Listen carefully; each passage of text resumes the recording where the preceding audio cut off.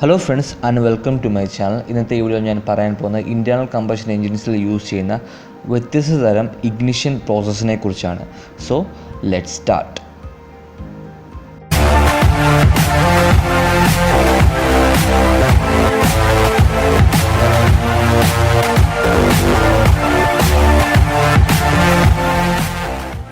നമുക്കൊരു 4 stroke spark ignition എഞ്ചിനിൽ നിന്ന് തുടങ്ങാം. 4 സ്ട്രോക്ക് എഞ്ചിൻസ് 4 സ്ട്രോക്കാണുള്ളത്. ആദ്യത്തെ സ്ട്രോക്ക് എന്ന് പറയുന്നത് സക്ഷൻ സ്ട്രോക്കാണ്. നമ്മൾ ഈ ഫ്രഷ് മിക്സറിനെ ഉള്ളിലേക്ക് സക്ക് ചെയ്യും. രണ്ടാമത്തെ കംപ്രഷൻ സ്ട്രോക്കിലാണെങ്കിൽ നമ്മൾ ഈ ഫ്രഷ് ചാർജിനെ നമ്മൾ കംപ്രസ് ചെയ്യുകയാണ് ചെയ്യുന്നത് ഉയർന്ന പ്രഷറിലേക്കും ഉയർന്ന ടെമ്പറേച്ചറിലേക്കും. കംപ്രഷൻ സ്ട്രോക്കിൻ്റെ എൻഡിൽ നമ്മളൊരു ഇലക്ട്രിക് സ്പാർക്ക് ഒരു സ്പാർക്ക് പ്ലഗിൽ നിന്ന് കൊടുക്കും. അപ്പം അവിടെ കമ്പഷൻ തുടങ്ങും. ഈ കത്തലിന് ശേഷം ഉണ്ടായ കത്തിയ ഗ്യാസിനെ നമ്മൾ എക്സോസ് വാൽവ് തുറന്ന് ഇത് പുറന്തള്ളുമ്പോൾ അതിനെ എക്സോസ് സ്ട്രോക്ക് എന്നും പറയും. നാലാമത്തെ സ്ട്രോക്ക്. സ്പാർക്ക് ഇഗ്നിഷൻ എഞ്ചിൻസിലെ കമ്പഷൻ ഫ്ലെയിം ഫ്രണ്ട് പ്രൊഡ്യൂസ് ചെയ്യുക എന്ന റെസ്പോൺസിബിലിറ്റി സ്പാർക്ക് പ്ലഗ് എന്ന ഡിവൈസാണ്. ആ ഡിവൈസാണ് നിങ്ങൾ ഈ ഫിഗറിൽ കണ്ടുകൊണ്ടിരിക്കുന്നത്. രണ്ടാമത്തെ ഇഗ്നിഷൻ സ്ട്രാറ്റജി എന്ന് പറയുന്നത് കംപ്രഷൻ ഇഗ്നിഷനാണ്. Most of the diesel engines use ചെയ്യുന്നത് ഈ ഇഗ്നിഷൻ സ്ട്രാറ്റജിയാണ്. ഇതിനകത്ത് എന്താണ് ചെയ്യുന്നത് എന്ന് വെച്ചാൽ നമ്മൾ കംപ്രഷൻ സ്ട്രോക്കിൽ ഈ സക്ക് ചെയ്ത എയറിനെ വളരെ ഉയർന്ന പ്രഷറിലേക്കും ടെമ്പറേച്ചർ എന്ന് പറഞ്ഞാൽ ഡീസൽ എന്ന ഫ്യൂവലിന് ഓട്ടോ ഇഗ്നേറ്റ് അഥവാ സെൽഫ് ഇഗ്നേറ്റ് ആകാനുള്ള അറ്റ്മോസ്ഫിയറിലേക്ക് നമ്മൾ ഈ എയറിൻ്റെ ടെമ്പറേച്ചറിനെ മാറ്റും. ഈ ടൈമിലേക്ക് നമ്മൾ ഫ്യൂവൽ ഇഞ്ചെക്ട് ചെയ്യുന്നത്. ഫ്യൂവൽ ഡയറക്റ്റായിട്ട് കമ്പഷൻ ചെയ്യുമ്പോഴേക്ക് ഇഞ്ചെക്ട് ചെയ്യുമ്പോഴത്തേക്ക് ഉയർന്ന ടെമ്പറേച്ചർ കാരണം അവിടെ കമ്പഷൻ ഇനിഷ്യേറ്റ് ചെയ്യും. സോ നമ്മൾ ഈ ഫ്യൂവലിനെ ഇഞ്ചെക്ട് ചെയ്യുന്നത് വഴിയാണ് നമ്മൾ ഈ കമ്പഷൻ കൺട്രോൾ ചെയ്യുന്നത്. അതായത് നമ്മൾ കമ്പഷൻ കൺട്രോൾ ചെയ്യാൻ വേണ്ടി യൂസ് ചെയ്യുന്ന സ്ട്രാറ്റജി എന്ന് പറയുന്നത് ഡയറക്റ്റ് ഇഞ്ചക്ഷൻ ടെക്നോളജിയാണ്. നമ്മൾ ഫ്യൂവലിനെ ഡയറക്റ്റ് കമ്പഷൻ ചേമ്പറിലേക്ക് ഇഞ്ചെക്ട് ചെയ്യുകയാണ് ചെയ്യുന്നത്.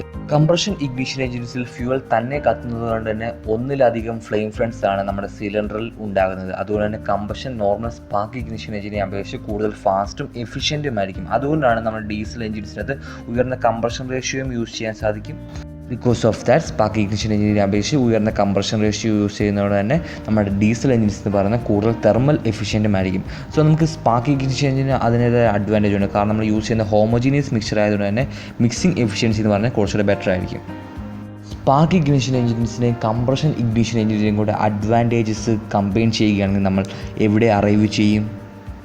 അതിൻ്റെ റിസൾട്ടാണ് HCCI അഥവാ CAI എഞ്ചിൻ.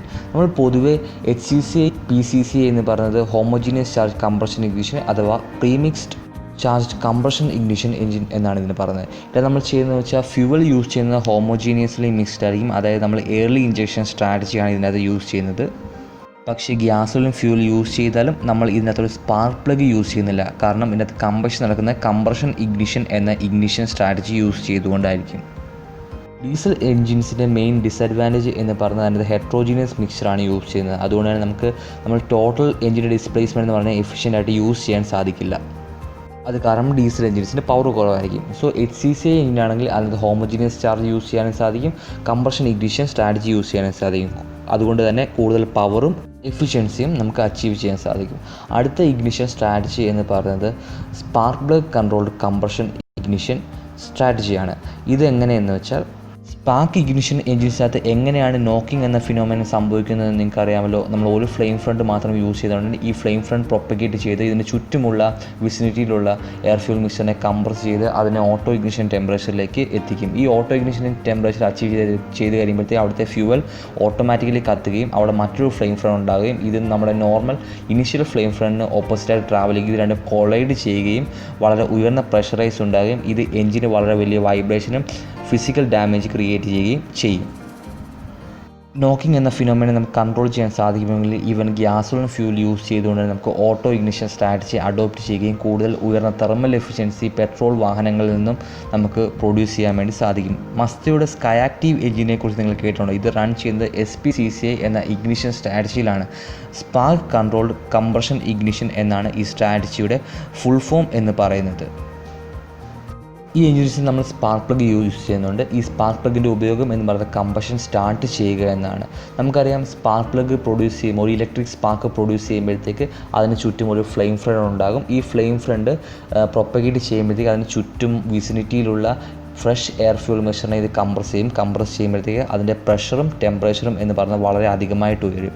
ഈ അധികമായിട്ട് ഉയർന്ന ഇത് അതിൽ യൂസ് ചെയ്യുന്ന ഫ്യൂവലിൻ്റെ ഓട്ടോ ഇഗ്നിഷൻ ടെമ്പറേച്ചർ അച്ചീവ് ചെയ്ത് കഴിയുമ്പോഴത്തേക്ക് ഈ ഫയർ ബോൾ കാരണം അവിടെ മറ്റു പല ഫ്ലെയിം ഫ്രണ്ടും ഉണ്ടായിട്ട് നമ്മുടെ നോക്കിംഗ് ഫിനോമിനൻ പോലെ തന്നെ പക്ഷേ ഒരു കൺട്രോൾഡ് അറ്റ്മോസ്ഫിയറിൽ കമ്പഷൻ നടക്കുന്നു. സോ കമ്പഷൻ കൂടുതൽ എഫിഷ്യൻറ്റും കംപ്ലീറ്റും ഫാസ്റ്റുമായിരിക്കും സ്പാർക്ക് ഇഗ്നിഷൻ എഞ്ചിനെ അപേക്ഷിച്ച് നോക്കുമ്പോൾ. So it is A combination between spark ignition and compression ignition. മാത്രമല്ല ഈ എഞ്ചിൻ റൺ ചെയ്യുന്ന ലീൻ എയർ ഫ്യൂൽ മിക്സറിലാണ്. അതായത് ഇതിനകത്ത് ഫ്യൂവൽ കണ്ടന്റ് എന്ന് പറയുന്നത് കുറവായിരിക്കും. അതുകൊണ്ട് തന്നെ നമുക്ക് ഉയർന്ന കംപ്രഷൻ റേഷ്യോ ഈ എഞ്ചിനിൽ യൂസ് ചെയ്യാൻ സാധിക്കും. So it will help us to make the engine more thermal efficiency. നമ്മുടെ എഞ്ചിൻ്റെ എഫിഷ്യൻസി കൂട്ടാൻ വേണ്ടി ഈ ലീൻ ഓപ്പറേഷൻ സഹായിക്കും. ഫർദർ ഡെവലപ്മെൻറ്റ് ഓഫ് SPCCI എഞ്ചിനെ നമ്മൾ റീച്ച് ചെയ്യിപ്പിച്ചത് എൻട്രി ഇഗ്നിഷൻ സ്ട്രാറ്റജിയിലേക്കാണ്. എൻട്രി ഇഗ്നിഷൻ സ്ട്രാറ്റജിയിൽ നമ്മൾ മൾട്ടിപ്പിൾ സൈസ് കമ്പഷൻ ചേമ്പേഴ്സാണ് യൂസ് ചെയ്യുന്നത്. ഇതിനകത്ത് 2 സ്റ്റേജ് ഓഫ് കംപ്രഷൻ പ്രോസസ്സും 2 സ്റ്റേജ് ഓഫ് എക്സ്പാൻഷൻ പ്രോസസ്സും ഉണ്ട്. അതുകൊണ്ട് തന്നെ നമുക്ക് ഉയർന്ന കംപ്രഷൻ റേഷ്യോയും ഉയർന്ന എക്സ്പാൻഷൻ റേഷ്യോയും യൂസ് ചെയ്യാം, which means more efficient utilisation of fuel. So നമുക്ക് കൂടുതൽ മൈലേജ്, ഫ്യൂവൽ കൺസപ്ഷൻ കുറച്ചുകൊണ്ട് നമുക്ക് ഇതിൽ നിന്ന് അച്ചീവ് ചെയ്യാൻ സാധിക്കും. ഈ എഞ്ചിൻസിൽ നമ്മൾ സ്പാർക്ക് പ്ലഗ് യൂസ് ചെയ്യുന്നില്ല. പോപ്പറ്റ് വാൽവിനൊപ്പം തന്നെ ഒരു സ്ലൈഡർ വാൽവും യൂസ് ചെയ്യുന്നുണ്ട്. മാത്രമല്ല ഇതിനകത്ത് ഓരോ സിലിണ്ടറിൻ്റെയും ഡിസ്പ്ലേസ്മെൻറ്റ് എന്ന് പറയുന്നത് വ്യത്യസ്തവുമായിരിക്കും. സോ നിങ്ങൾക്ക് വ്യത്യസ്ത തരം ഇഗ്നിഷൻ സ്ട്രാറ്റജിയെക്കുറിച്ച് മനസ്സിലായെങ്കിൽ വീഡിയോ ലൈക്ക് ചെയ്യാൻ മറക്കരുത്. പുതിയ വീഡിയോസ് ഒരിക്കലും മിസ് ചെയ്യാതിരിക്കാൻ ചാനൽ സബ്സ്ക്രൈബ് ചെയ്തതിന് ശേഷം ബെൽ ഐക്കൺ കൂടി അമർത്തുക. Thank you for watching. Have a nice day and by.